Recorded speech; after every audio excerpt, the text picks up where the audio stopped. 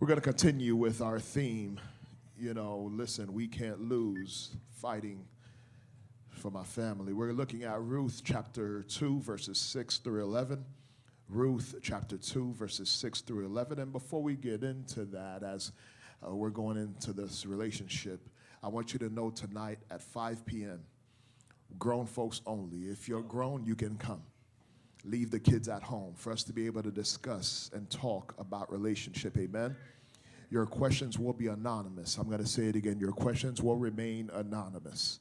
So you could be incognito and get your questions answered. With that said, let's start with verse 6. And the servant who was in charge of the reapers answered, "She is the young Moabite woman who came back with Naomi from the country of Moab. She said, 'Please let me glean and gather among the sheaves after the reapers.' So she came, and she had continued from early morning until now, except for a short rest. Then Boaz said to Ruth, 'Now listen, my daughter, do not go to glean in another field or leave this one, but keep close to my young women.'" Verse 9, "Let your eyes be on the field and go after them, not to touch you.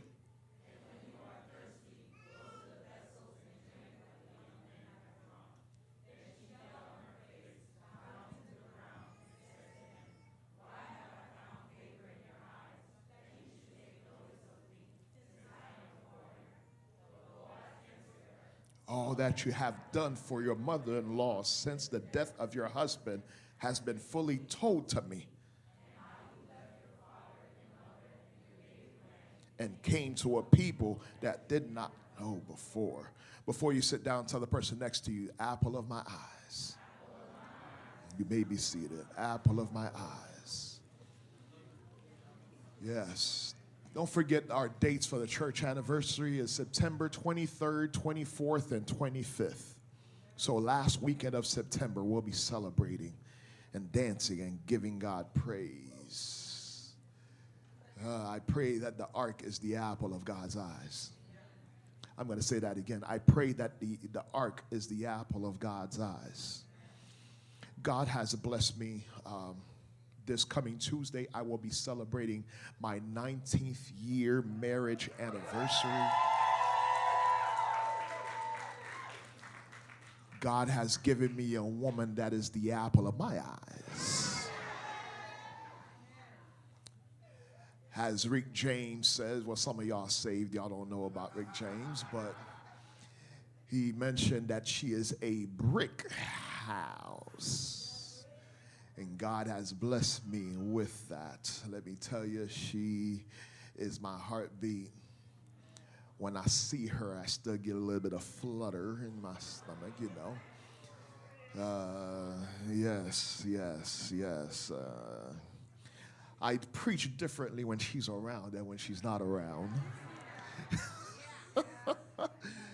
Yeah, no, she causes my happiness, and I complimented her the other day, letting her know what a wonderful wife she is to me, a wonderful mother, but she is the apple of my eyes. You know what I realized, the thing with apples, a lot of times they are looking very shiny and beautiful on the outside, but might be rotten on the inside. But I thank God mine is both sweet on the outside and on the inside. I could take a bite and not worry about getting poisoned. Oh, there she would go right there. Yeah. The apple of my eye. She is my brick house. Not your brick house, but my brick house. Boy. Ruth is one of these books that really intrigues me because Ruth's history. Did you guys get the message notes? Yes? No? There's some people looking for the message notes, so please.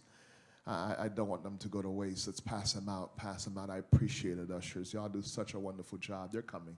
Just keep your hand up. They're coming. Just keep your hand up. They're coming.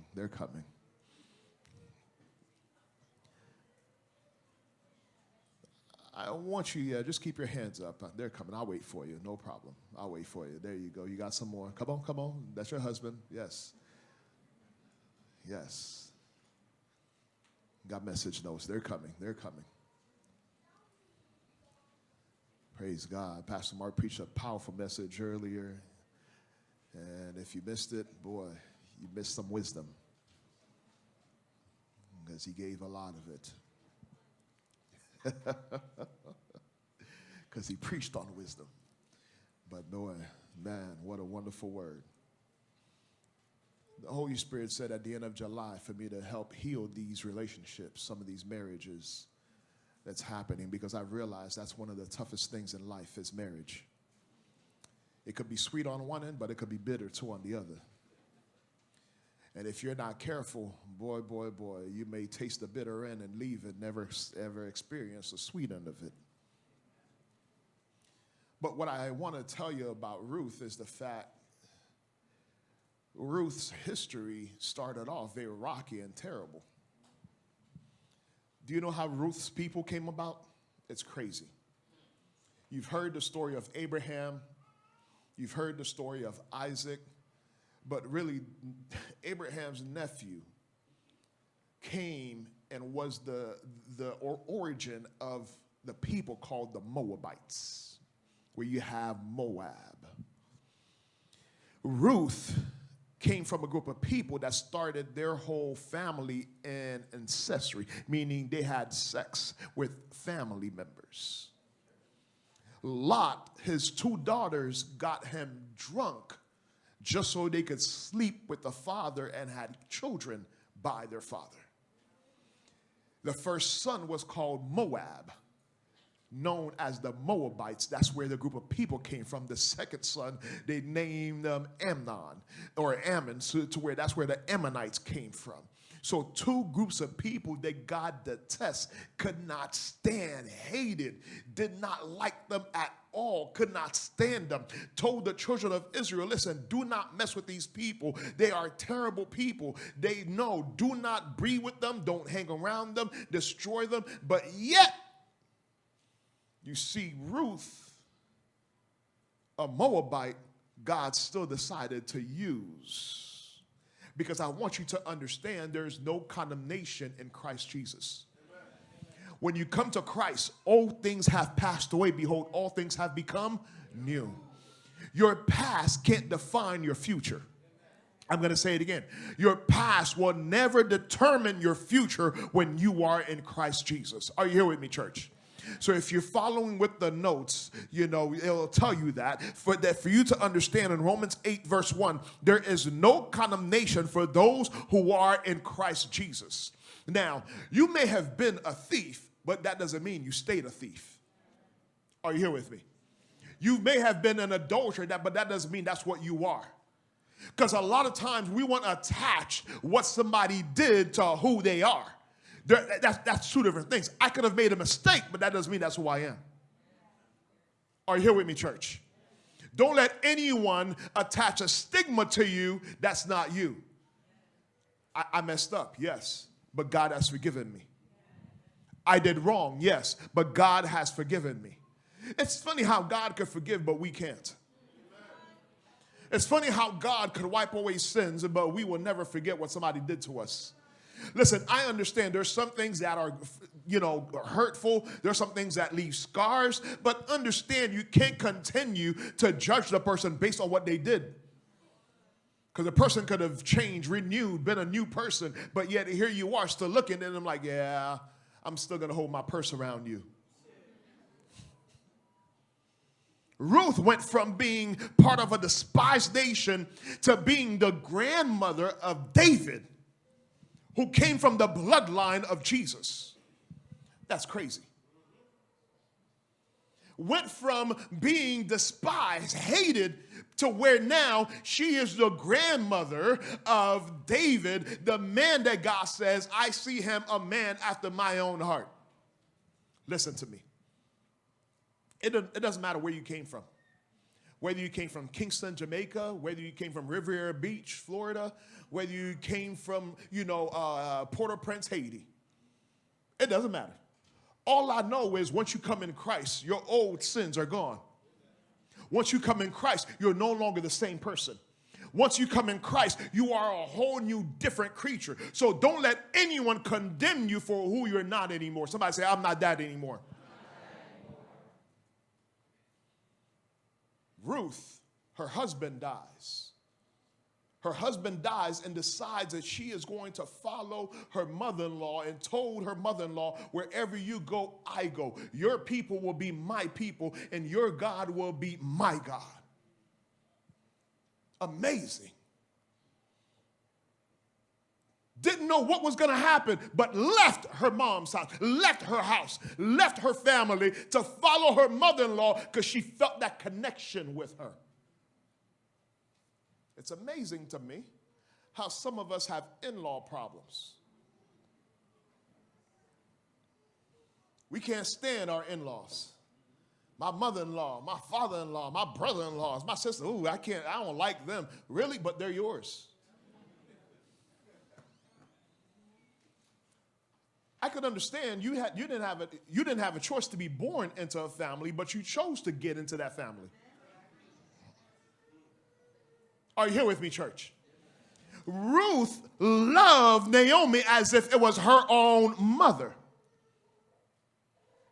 She left, came to a country, didn't know anyone, and yet Naomi told her, listen, my daughter, if you want a man, I got you. Listen to what I'm about to tell you. Go and find and glean at this person's space. Gleaning, let me explain what that means. That means you go around the corner of the field. Let's say they have a field of grapes. The inside of the grapes was meant for the people. When you glean, you went around the corners and took what was on the floor, what was there. That's what it meant to glean, meaning it was there for the poor, the widows, and people that didn't have anything. She went to glean at his field. Now, let me get into this message.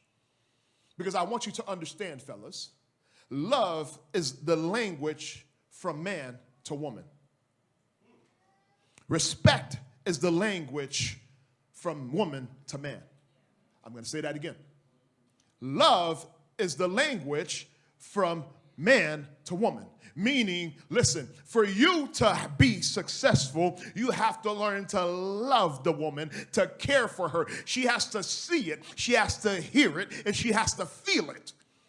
However, woman, for you now to a husband, from a woman to a man, you could tell him you love him all day, but if you do not respect the man, there is no love that the man will feel.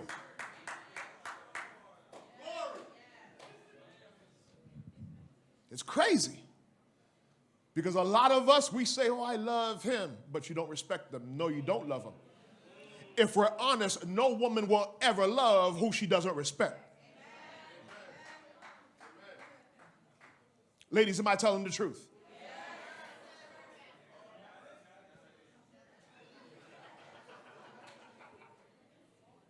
Respect is our love language as men. Are you here with me? So if you're not going to respect, then don't tell me that you love. If I mess up, I do something wrong, and you pack my bags and put it outside, I'm paying the bills. I'm taking care of you. Your car notes, I'm taking care of. But yeah, you pack my bags and put it outside. What does that tell me? You could, listen, you could chase after me and tell me you love me all day, but right there, that tells me, no, you don't love me.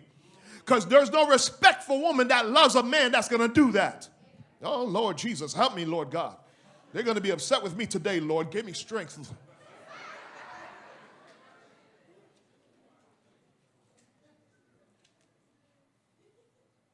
Every man in here should have a source of income.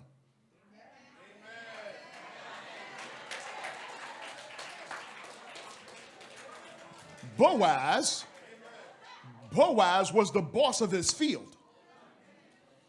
Boaz was the one in charge of his field.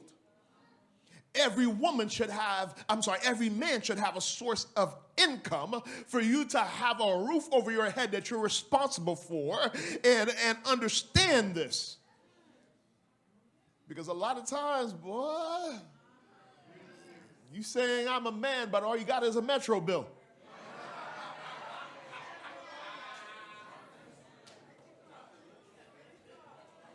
Pastor Mark, Metro PCS is not a bill. I understand. You're like, listen, that's still listen, you need to be able to have a mortgage, yo. You need to have a roof over your head that you're like, this is my domicile, this is my home, this is my castle. Whether you're renting it, purchasing, whatever it is, but it is yours. You need to have a source of income. You shouldn't depend on your wife's income to take care of you while you're sitting home doing crazy stuff. Man, that makes no sense. God wants us to be hard workers and not lazy. I was telling somebody this week, I said, listen, I function on like 4 or 5 hours of sleep. So I'm going to be up and about and doing what I need to and just move and just activities, getting things done. But some of us need 12. Old folks used to say, listen, when I die, listen, that was wrong. But we've taken it far too now, where like I need to sleep now because I don't know when I'm going to die. There's a middle. There's a middle. Work hard, play hard, sleep hard. Understand that. You should be able to work hard. Raise your coins. Elevate them. You should be able to play hard, take vacations, go out, do whatever you need to. But you'd also rest your body because your body will shut down and your body will tell you, hey, listen. God has never called lazy people. God has never called lazy people. So we should always work hard. Somebody say, work hard. We sit there, man, listen, I understand this easy money out there. There's some scammers that's making good money.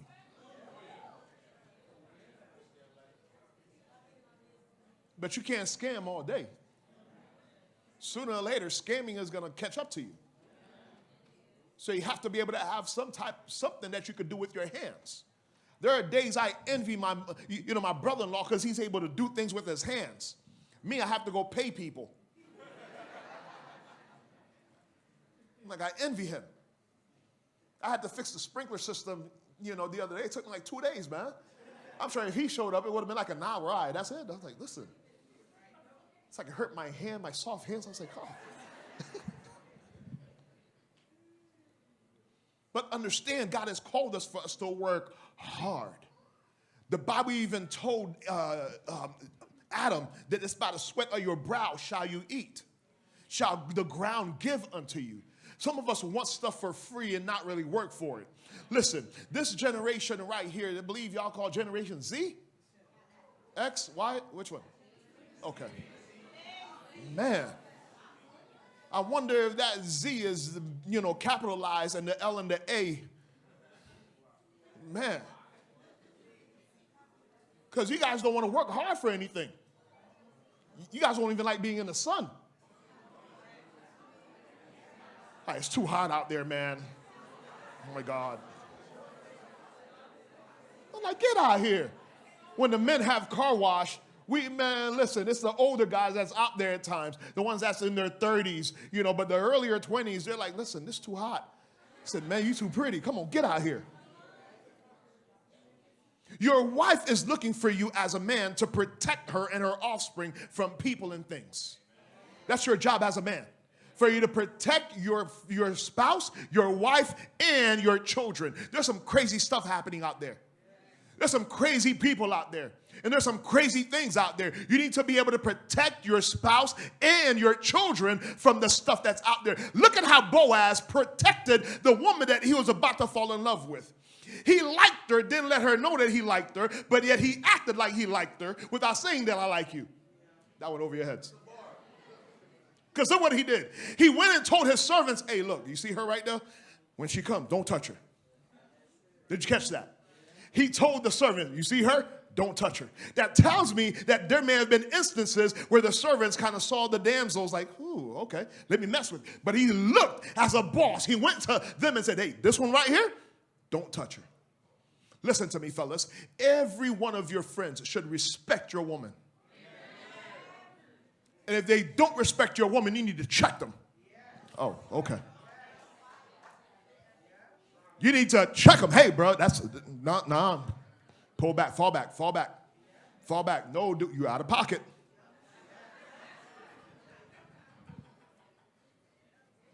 You have to be able to check people that are messing with your wife. That's the key. Your wife is looking for that protection. One of the things that women need is security. They need financial security, emotional security, knowing that you're not going to cheat on them. But they also need that physical protection to know, listen, my man, I'm sure it didn't hurt, but try me and see.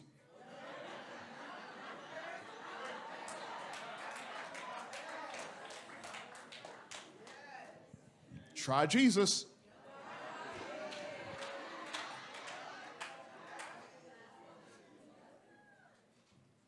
Understand that for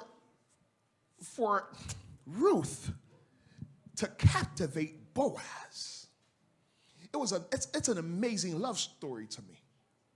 Because you could tell Ruth has a crush on Boaz, Boaz has a crush on Ruth, but neither is approaching saying, I like you, you like me. There's no little notes being written. There's nobody sliding in anyone's DMs. But understand, Boaz realized how beautiful Ruth was both inside and out. Can I be honest with you? We seem to lose our zeal sometimes. We seem to start off very strong and well, and while the relationship is going on, we kind of slow down. When we first became saved, we had a fire for God. We were in every service. We were waking up early, spending time with God. We were praying. We were reading our scriptures. We're getting strong. But as time goes by, we slowly, oh God, I'm too tired. I'm okay. Listen, the same attitude and actions taken when you got saved. This is the same zeal that you should have to continue to please the Lord today. Because of that, the same thing that you did to be the apple of someone's eye should be the same thing you do today. Somebody say, bring the same energy. I had a vision that popped up in my mind when I wrote that. I said, whew, man, some of us let ourselves go when we get married. You went from wearing lingeries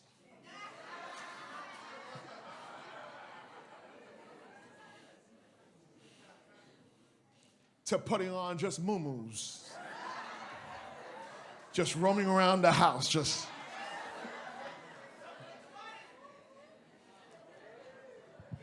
When you first got married, you were used to, again, putting on something beautiful. Boy, you just had them little summer dresses on for your husband. But then as soon as time went by, you're like, it's okay. You found some old dreary stuff, just putting it on, got your hair all matted and just, it's like, wait a minute, what happened?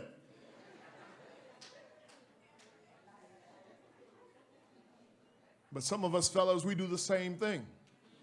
We get into marriage, boy, we get happy. As soon as they satisfy the stomach, boy, even after they satisfy under the stomach, boy, you just turn around now. God done, your wife done ministered to you. Now you turn around, you go eat a bowl of rice, and chicken and plantains. And next thing you know, our stomach starts getting big. And now your wife is looking at you. I don't remember you being this round. We have to learn to keep ourselves together, y'all. Somebody say, keep yourselves together. The same energy that you had when you were together early in the years, you have to maintain that. Some of us used to go out every weekend, but now there's no time for it anymore. You have to be able to make time. You have to understand that. The same way that you capture the person, you have to keep doing the same thing. You have to continue to date your spouse. Continue to date your spouse. I'm going to say it 1/3 time so I can get into your spirit. Continue to date your spouse. We just stop. We just kind of look at each other. Y'all don't even kiss goodbye anymore. No kiss good morning anymore. Hey, you. Are you home? Oh, okay. Remember when you first got married, you couldn't stop touching your wife? Your hands was always, hey, baby.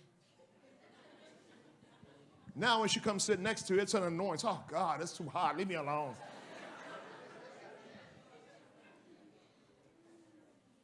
Understand, to be attractive, when I say attractive, you have to be attractive both inside and out.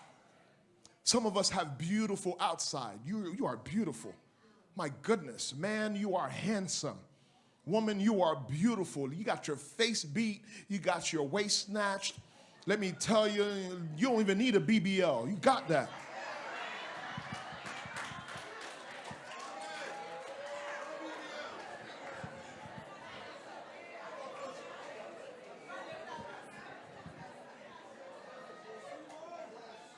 But on the inside,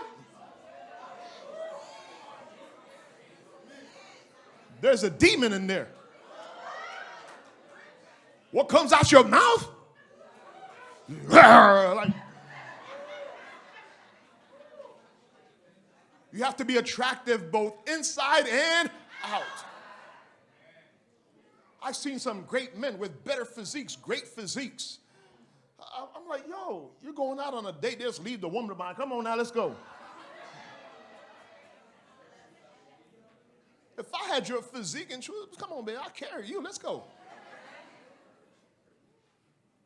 Again, you have to be beautiful both inside and out. Boaz saw the beauty, saw the exterior beauty, and the exterior beauty captivated him. Ruth attracted Boaz with her outward beauty, but it was her inward beauty that just captivated his heart. It was her attitude. Ladies, we have to check our attitudes.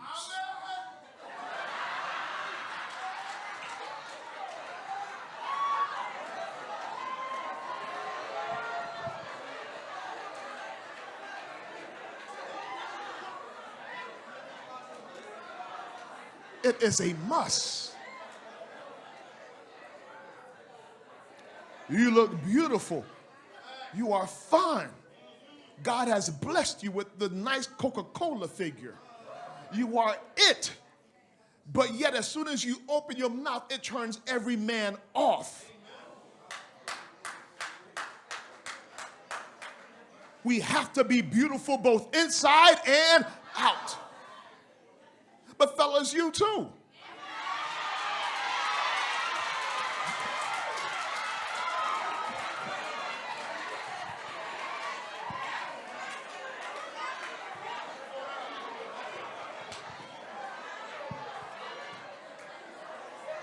Because some of us, we spent hours at the gym.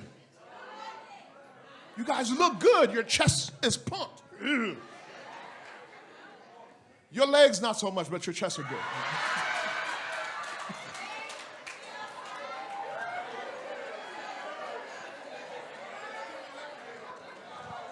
Your arms are swole. You look good. But your attitude is terrible towards women. You keep thinking your wife and your woman is there to just serve you. Any good leader knows you should be a servant leader. Meaning, baby, what would you like? What do you need? Listen to me. There's not a store that I go into for myself that my wife don't come out with something. Even when I don't want to. She'll sit there and bat her eyes. Come on, baby. I'm like, oh.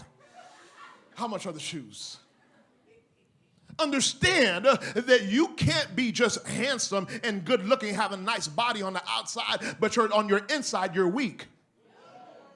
You can't take a woman's attitude. You can't take the arguments. There are certain things you have to be able to swallow and be able to say, baby, I got you. No problem. We're going to take care of it. Some of us, again, you're strong on the outside, but you're weak on the inside because the moment there's a problem, you run away from the relationship. You run away like, I want a divorce. This is it for me. What? You're a man. Be strong. You look good on the outside. You look like you could take it, but really,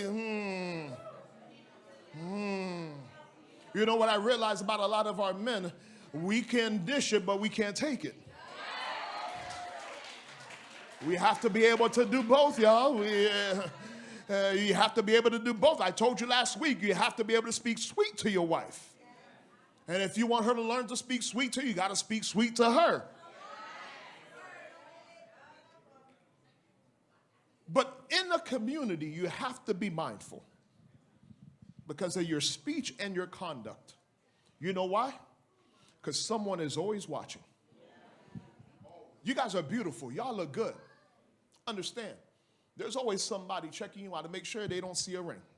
If they don't see a ring, they're going to observe you for a few weeks. And they're going to see how you are talking to the guys in the parking lot. They're going to see how you are when they open the door for you to come into the building. They're going to see how you minister to people in the church. They're going to see how you are with the ushers when they tell you to sit somewhere. They are observing to see what is the attitude that you have towards older people. Because for some reason, boy, we seem to love just because you're beautiful on the outside. You think that some things on the inside, let me tell you, you may be able to attract someone because of your exterior beauty, but you're going to be able to keep the person because of the interior beauty. Some of us have lost some good relationships because of our mouths. Some of us have lost some very good friends because of our mouths. Because we say things that you can't take back. Listen to me, y'all. The Bible says for you to be slow to speak, be quick to hear, slow to speak. Do you understand what that means? That means you got to be able to hold your thoughts in place and not just let anything blurt out your mouth. Listen, you should only be able to say, I'm sorry one time for something and never do it again. If you say something, make sure, listen, I'm going to say what I mean and I mean what I say. And I can't keep going back and apologize. That's who you are then. That's who you are. You might just be a nasty person. You're saved exteriorly, but inside, God is still working on you. Listen to me, y'all. I want y'all to stop using that phrase too, because some of us, you've been saved for 15 years, but yet God is still working on you. When is the work going to be finished? You are not I-95.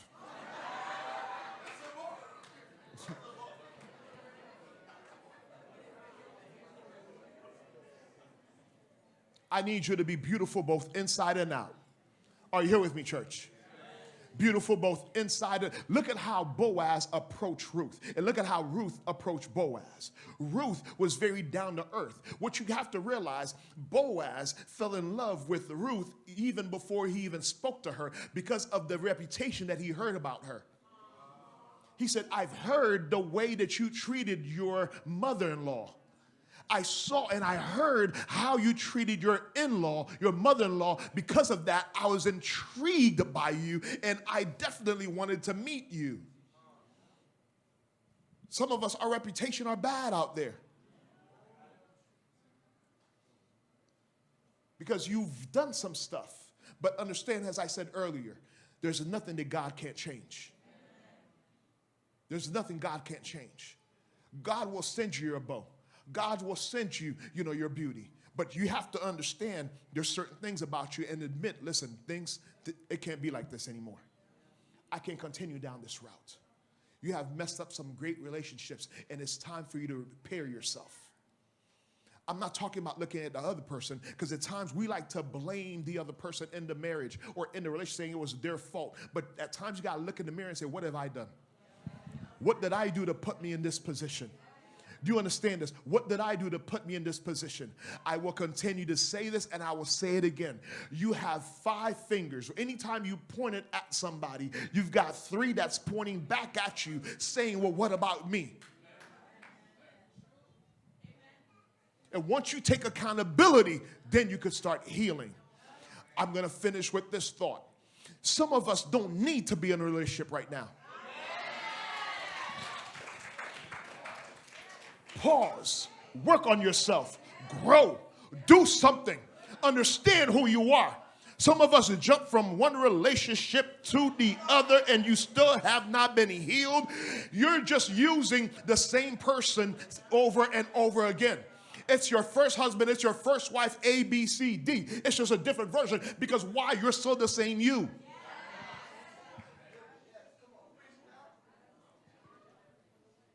You need to get healed. Somebody say get healed. There's some pain that you have gone through. We need to heal. There's some things that you have experienced. You need to heal. Don't jump into something else because the same thing that was happening back then will happen again because you have not healed. Somebody say get healed. I want you to be the apple of somebody's eye. As round as I may be, I am the sexiest thing to my wife.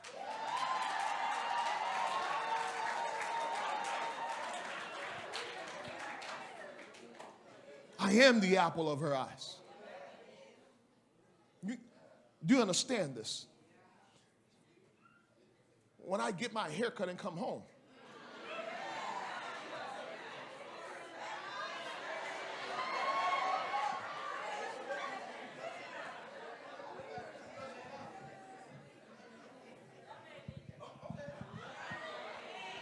put on my cologne like pass by. Like, oh, okay, baby. At times she won't even say anything. She'll just come sit next to me. I said, okay, cool. I got you.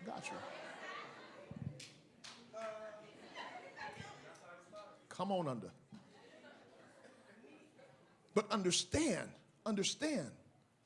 for you to be somebody's apple, the apple of someone's eye, they have to see the beauty in you and out of you.